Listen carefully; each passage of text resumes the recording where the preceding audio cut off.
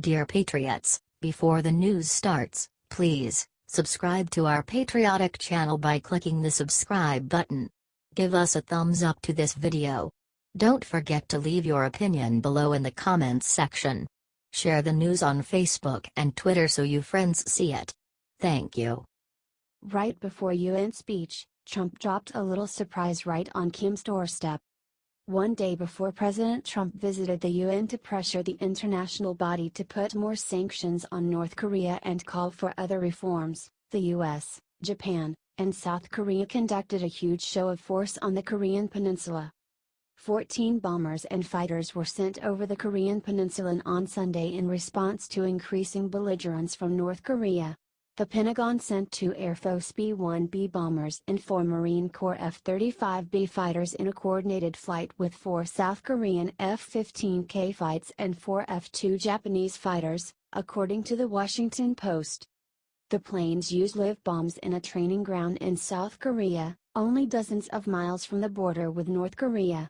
Some of the planes also flew in formation over the closest major island to the Korean Peninsula, near Kyushu, Japan.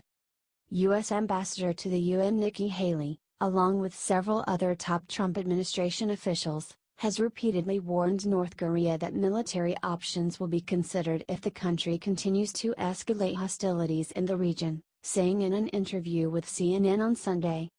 If North Korea keeps on with this reckless behavior, if the United States has to defend itself or defend its allies in any way, North Korea will be destroyed.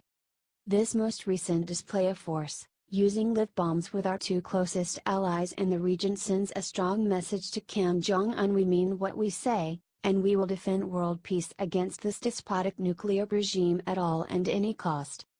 Check out President Trump's UN speech here.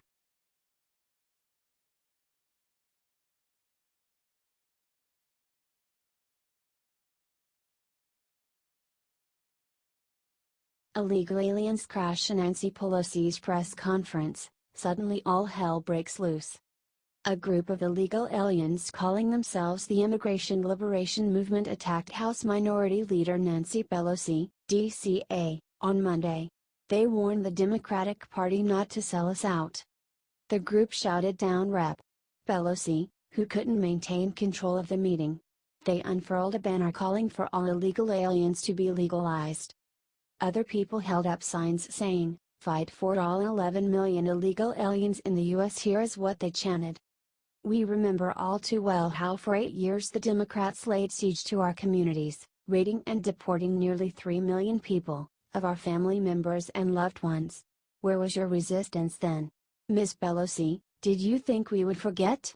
We send a clear message to our fellow undocumented youth and community: we are the resistance to Trump, not the Democrats. The activists chanted brow power, in a show of intersectionality solidarity among left-wing groups. You met with Trump, and you call that resistance? They shouted.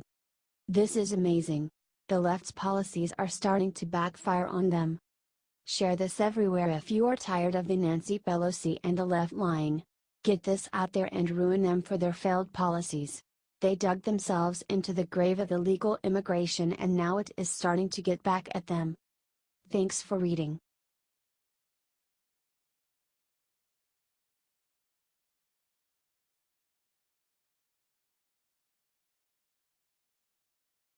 Moments after Sean Spicer went on the Emmys, he sent a special message that Trump needs to see. Ever since Sean Spicer showed up at the Emmys award show last night, everyone has been wondering, whose side is he on?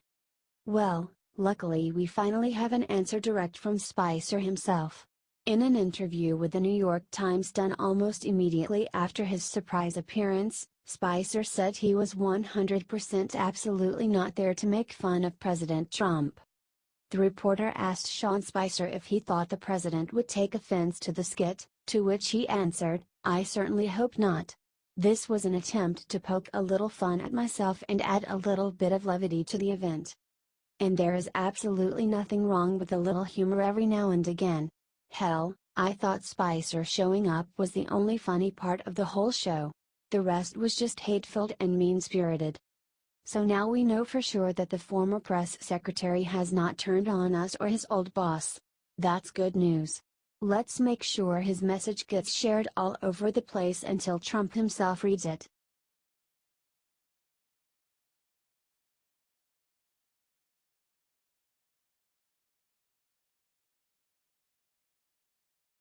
After bashing Trump the entire time, the entire Emmys just got terrible news. Hollywood hasn't gotten the message apparently.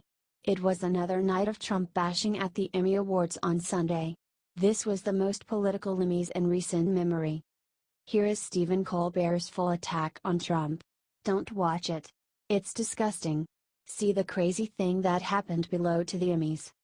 More Americans watched Sunday Night Football than the Emmys. Big surprise. According to The Hollywood Reporter, nobody watched the Emmys though.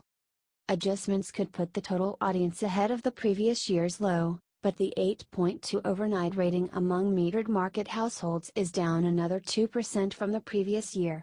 That means that the final tally for the 2017 Emmys, hosted by Stephen Colbert on CBS, is on track to slip below the 11.3 million viewers, and a mere 2.8 rating among adults 18 to 49, that tuned in during 2016. These people are totally obsessed with him. Share this if you will never watch the Emmys again. It's damn disgusting that all they can do is make it out about Trump. We need to send them a message. Get this everywhere. Lol. Nobody watches the frickin' Emmys anymore.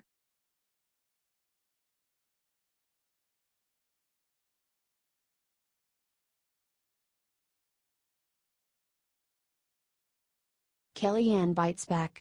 What she said about the Emmys is driving Hollywood insane.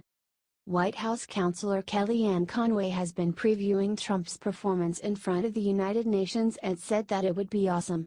It was. She repeated Trump's message and said that he would promote peace, sovereignty, and accountability.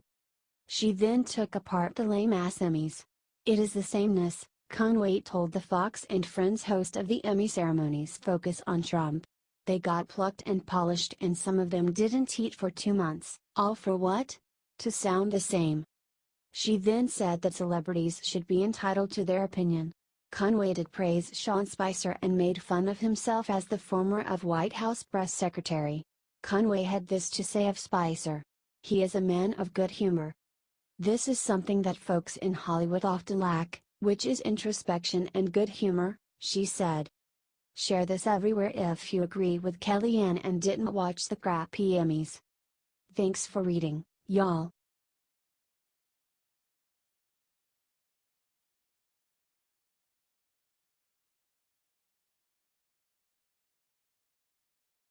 Clinton's private emails released, see how she tried colluding with Putin inside. New emails from Hillary Clinton's time as Secretary of State have just been released, and one of them might shatter the Russian collusion story once and for all.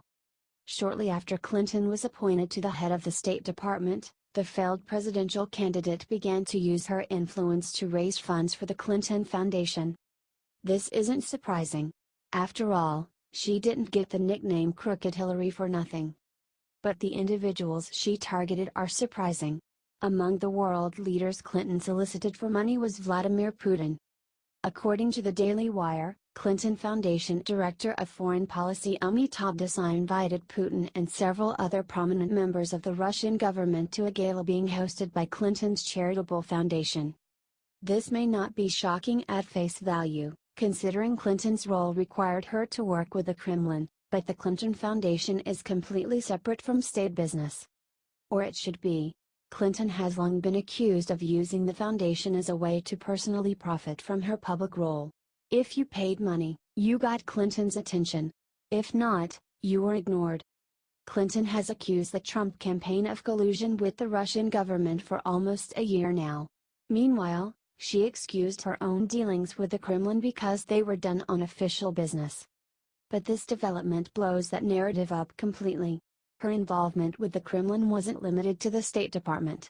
She was dealing with them privately and asking them for cash.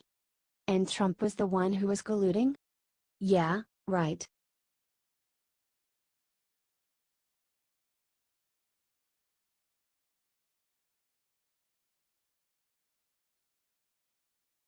Maxine Waters just attacked Melania Trump. Suddenly everyone saw what's wrong with her. Donald Trump loves to use Twitter to attack his opponents, but he has nothing on Maxine Waters. Her Twitter timeline is a collection of hate and fake news, almost all of which centers on Trump. This week, Mad Maxine decided to attack Trump's marriage. In the tweet, Waters claims that Melania can't trust Trump. The implication is pretty clear. She's calling Trump a cheater. Like much of what Waters says, there is no actual evidence to back up her claims, but her supporters don't mind. If they cared about facts, they wouldn't be fans of Waters in the first place. Thankfully, even Democrat leadership seems to be put off by Waters' antics. But maybe we're being too hard anti-Maxine. After all, she's the best example of leftist hysteria we have. And the poor woman is clearly jealous that Melania is in the White House. So let's share her latest attack against the Trumps. That way, everyone can see how desperate and crazy the left have become.